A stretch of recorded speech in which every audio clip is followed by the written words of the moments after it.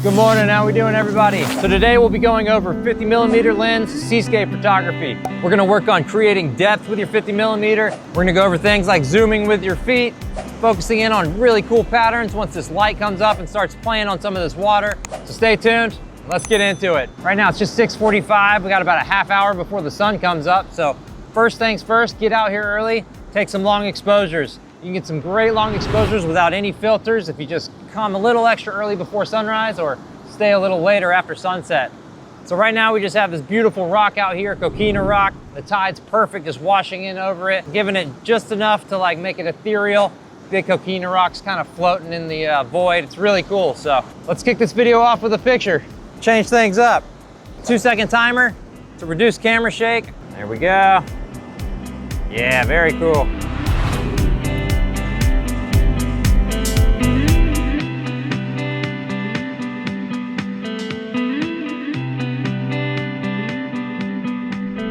So as the sun starts to come up, I'm going to bring my shutter speed up as well and try to get some of these cascades falling over this central rock in the composition. Right now at f9, we can get to 1.3 seconds at ISO 100. So here we go, try to time this. 1, 2. Check that out. Yeah, that's looking cool, but I think we need a little bit of faster shutter speed, so a little more light will help. So we'll wait for a little bit more light to come up so we can get our shutter speed up. Or you could raise your ISO a bit or drop your aperture down some. We can play with that now actually. So I'll go up to ISO 320 and 1/5 of a second.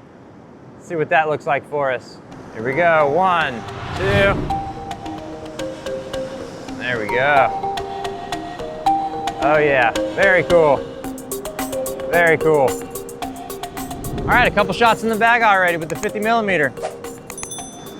Now that we have these, let's try to create some depth. And to do that, we're gonna use some of these foreground rocks. So if you wanna create depth in your composition with your 50, you're gonna have to move with your feet. You're gonna have to get back and use some of the natural compression of the 50mm and get a bit farther than you would with your other lenses usually. But you can get some really unique looks that way. So right now we have the light coming in through this little channel here, absolutely gorgeous. We have that same rock that we were shooting on that side, but we've come around, swung to the right side. So put that kind of off to the middle left of the frame. It gives us that sense of depth because we have all these foreground rocks that kind of sweep through and then lead you out to that rock in the ocean. But it gives you a sense of story and you could send the viewer through the photo more. So what we're doing to get this, since we're so close to this foreground, is I'm focus stacking the front and the back. But use some of these foreground subjects to kind of lead your eye through the frame, and it'll create a lot of depth in your images. And definitely take advantage of the natural compression of a 50mm, especially if you're on an APS-C. Don't discount it. It's about an 85 equivalent, 85mm. You can get some really good compression. Try not to think about what you don't have and just look at your image and focus and make art. If you don't like to focus stack or don't want to, just leave yourself some space between you and your foreground so your background, mid, and fore are all acceptably sharp. If this shot came out any good, I'll show you now. And here's an example of creating depth in your composition with a 50mm lens.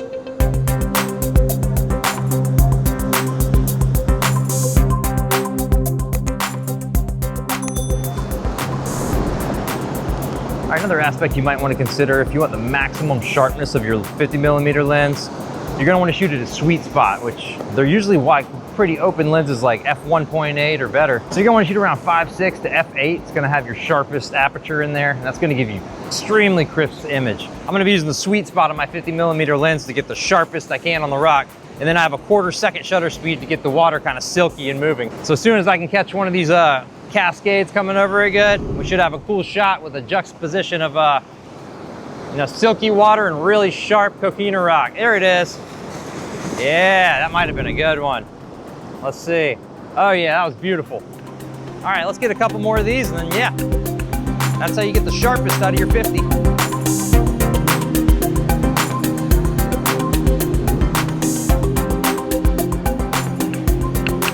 Nature. All right, those are good. Very good. Very cool, sharp photos. All right, if there's one thing that's for sure, you're gonna be stuck at your focal range. So if you wanna change your composition, you're gonna have to move with your feet. So I suggest taking your tripod off, going handheld for a while, And just moving the camera around freely like this gives you the freedom to kind of move around and try different shapes and compositions without committing yet. And then once you find something, get your tripod and lock down. But this way, it gives you a lot more flexibility and freedom to find a good composition.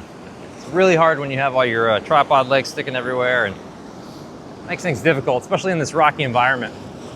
Ooh, that was almost got me. All right, here comes the sun. Now that the sun's starting to show, we can up our shutter speed. Maybe get a little closer, do some of these handhelds with a fast shutter speed, freeze some of this water, get a totally different look. Yeah, she's rising fast now. All right, let's try some. I'm currently at f3.2 because I'm not worried about maximum sharpness. Just getting a cool photo. 1/320th of a second, ISO 100. And I'll adjust that as I go. But you might want to go 1/500th of a second or more to get really crisp water. Even faster if you have enough light.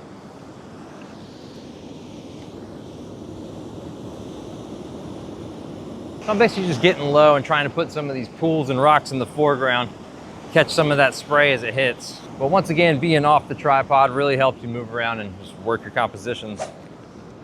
Now, you can't use the long exposures, but you can do some really cool shots.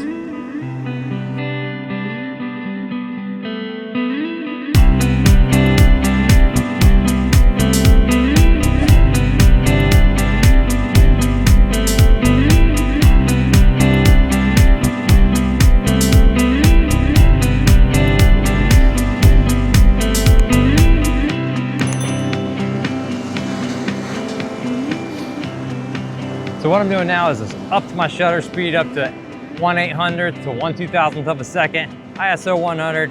I'm at like f2, anywhere in there is fine, but I just need a really fast shutter speed. So the sun is finally up and it's just cracking across all this water as it moves. You can get some really cool artistic abstract shots. What I'm doing is just waiting for this water to streak in, getting really close with the 50, focusing, bam, and just firing off a bunch of shots and praying one comes out. But you get all kinds of light textures and streaks as that light plays through the water as it's moving really fast. Real fun, but be careful because I've almost got soaked like 3 times already. But hopefully these will be cool and I can show you a few examples. So let's try this. All right, so as this water crashes in and rolls over this coquina and sand, I'm getting all kinds of cool little snapshots. Very cool abstract looking beach shots. All right, so I'm at 1/1250th of a second right now, f2, ISO 100. Just waiting for big waves to come through and just snapping as many as I can. There we go. Very cool. See how those look. Oh yeah, those are cool. Try some out here. Oh, those are really neat, actually. The way the sun's cutting over the top of this water moving, real artsy. I think some of these might be neat. That's the thing, when you walk around handheld, you just never know what you're gonna find. But the way this light is coming across some of these waves as they hit is just gorgeous. There you go. Well, hopefully some of these come out. And I'll show you a few, if they look any good. Get out of here before I get into trouble. Whoa.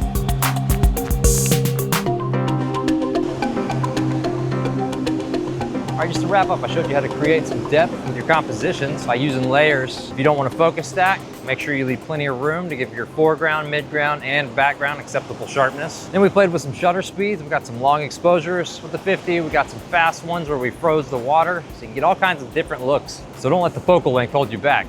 And I also showed you how to get the maximum sharpness out of your 50mm lens by utilizing the sweet spot. It's usually 2 to 3 stops from wide open, so anywhere from 5.6 to f8. Each lens is different, so you can probably look it up or just play with your specific copy, because even copy to copy, they can vary. But if you want to get the absolute sharpest image, a prime 50mm is a very good way to go. You can get such amazing detail, it's awesome, so make sure you utilize that if you can.